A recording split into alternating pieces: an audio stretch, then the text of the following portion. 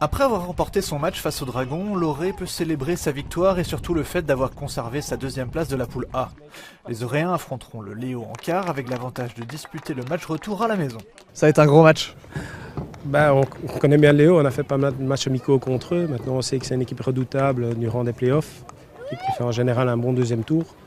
C'est nouveau pour nous, mais bon, ça reste du sport et ce sera un match, deux équipes qui jouent au hockey.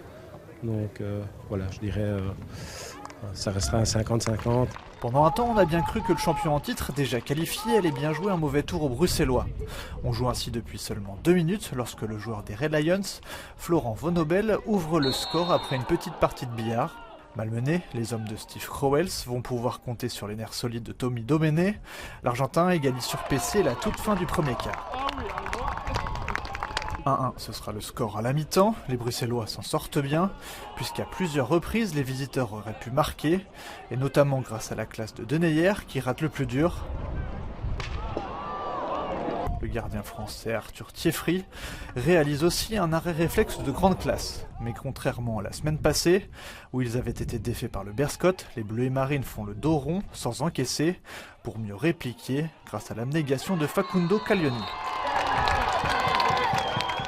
La filière argentine de Loré était décidément en forme avec le retour du soleil, puisque Tommy Domenech, auteur d'un grand match, y va de son doublé une nouvelle fois sur PC.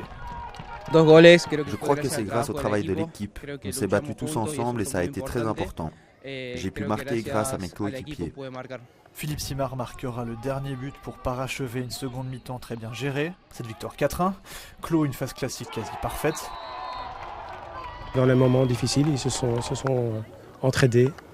Et voilà, le résultat fait qu'on peut aller titiller les plus grands de la division.